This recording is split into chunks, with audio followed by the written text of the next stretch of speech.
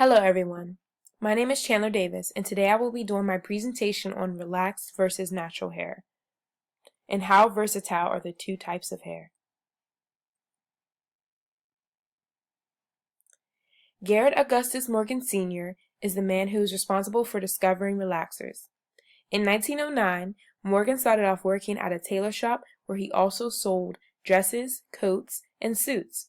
Because the sewing needle he would use moved so fast, it caused friction and scorched the thread of the woolen material. So he decided to make a liquid that he would use to polish the needle to reduce the friction.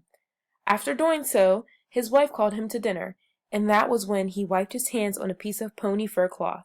When he returned, he noticed the cloth was straightened. So to prove the theory that the liquid straightened the hair, he used his neighbor's dog. The dog's hair turned out so straight that even his own owner didn't recognize him. He also invented the hot comb, known back then as the pressing comb, and this was used to straighten hair.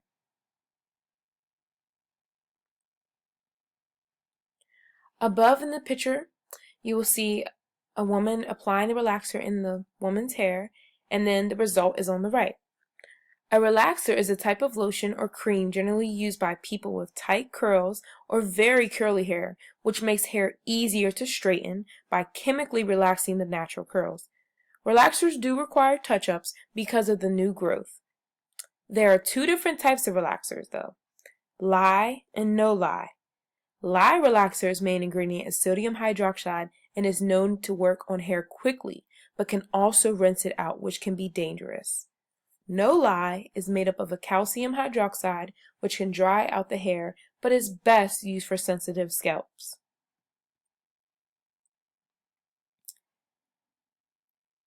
Although natural hair is very common in today's age, it has existed back in the 1960s and 1970s. The 60s is where the natural movement began, not where it originated. But for some black people, wearing their hair natural was a way of showing their visible connection to their African ancestors, but to others, it was shedding one's idea of beauty here in America.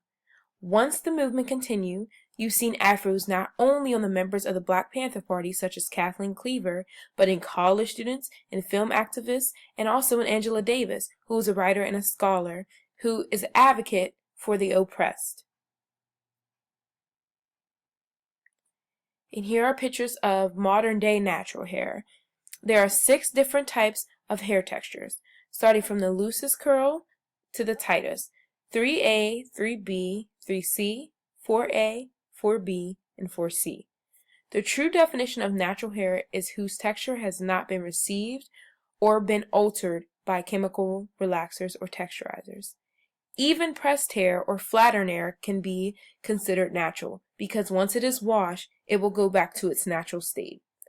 Versatility comes along with natural hair, such as wearing it as an afro, bantu knots, twist, braids, cornrows, locks, or flat twists.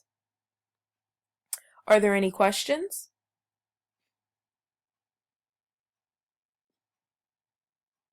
Moving on. Transitioning. The picture above shows the process of transitioning from relaxed hair to natural hair. As you can see, the curl pattern is coming from the roots down the hair shaft. Some women decide to go with the big chop, which is just cutting all the relaxer out of your hair, while others choose to grow it out so that they can keep the length of the hair without having to go to a very low cut. This transitioning process varies on how long it can take, just depending on the person. As I said in one of the previous slides, there are 6 different types of hair textures, from the loosest curls to the tightest shown in the picture above. 3A, 3B, 3C, 4A, 4B, and 4C. Each hair texture reacts differently to water and hair products. Porosity is the ability to absorb moisture and is broken into 3 categories: low, medium, and high. Having low porosity is making the hair cuticle prone to damage, which allows moisture to flow right to the hair structure without retaining the moisture.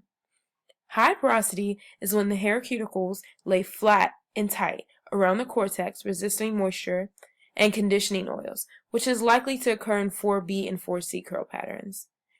There are shampoos for different types of porosities of hair.